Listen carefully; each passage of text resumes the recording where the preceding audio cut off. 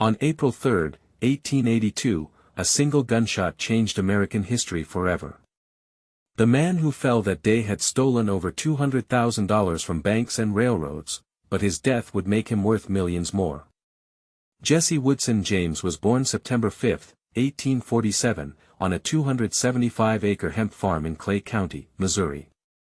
His father, Robert James, was a Baptist minister and slave owner who left for the California gold rush when Jesse was just 3 years old. Robert died of disease in the goldfields, leaving Jesse's mother Zerelda to raise 3 children alone. This abandonment would forge Jesse into something far darker than anyone could imagine. When the Civil War erupted in 1861, Missouri became a battlefield between Union and Confederate forces. At just 16 years old, Jesse joined Quantrill's Raiders, the most brutal Confederate guerrilla unit in the war.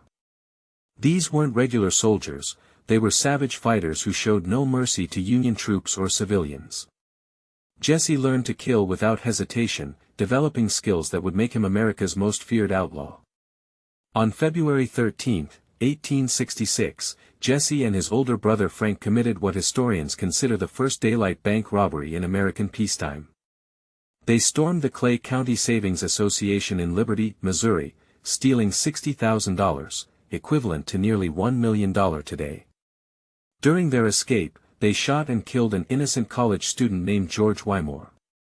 This single robbery launched the most notorious criminal career in American history. The James Gang's methods were revolutionary for their time. They struck like lightning, hitting banks, trains, and stagecoaches across 7 states before vanishing into the Missouri countryside.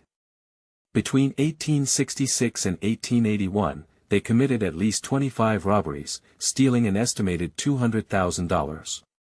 But money wasn't their only motivation.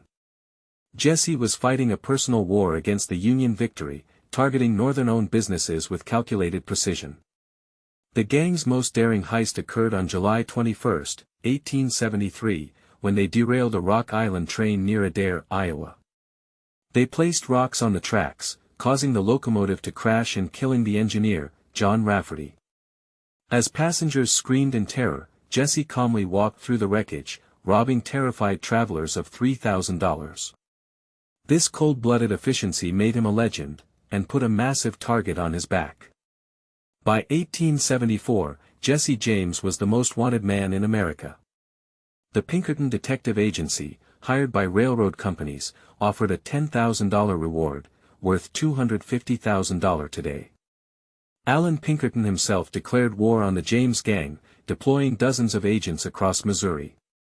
But Jesse was always one step ahead, using a network of Confederate sympathizers who hit him like a folk hero. The hunt was about to turn deadly. On January 26, 1875, Pinkerton agents surrounded the James family farm, believing Jesse was inside. They threw an explosive device through the window, intending to flush out the outlaws. The blast killed Jesse's 8-year-old half-brother Archie and blew off their mother Zerelda's right arm. Jesse wasn't even there. This tragic mistake turned public opinion against the Pinkertons and made Jesse a martyr figure across the South. The bombing transformed Jesse from outlaw to folk hero. Newspapers across the South portrayed him as a victim of Northern aggression. Missouri politicians introduced legislation to grant the James brothers amnesty. Songs were written about their exploits. Jesse received marriage proposals from women he'd never met. But fame came with a price. Every bounty hunter, detective, and ambitious lawman in America was hunting him for glory and gold.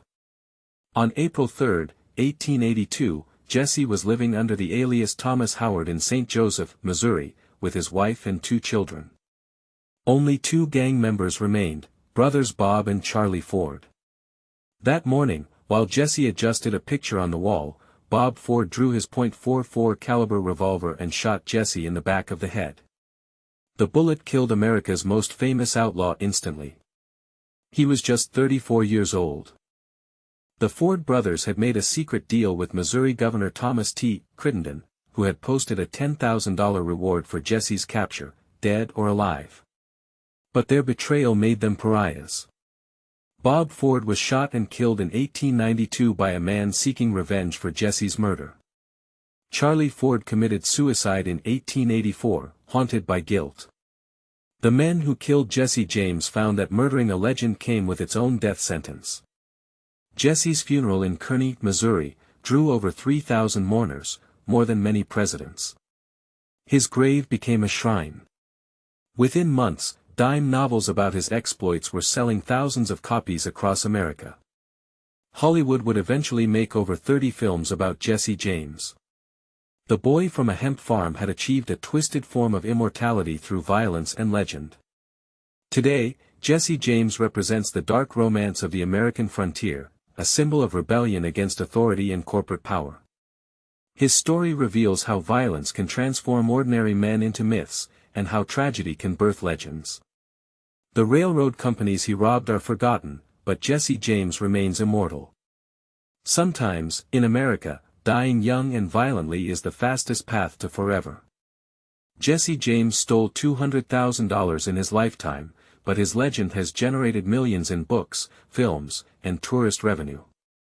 In death, America's most famous outlaw finally pulled off the perfect heist, stealing our imagination forever.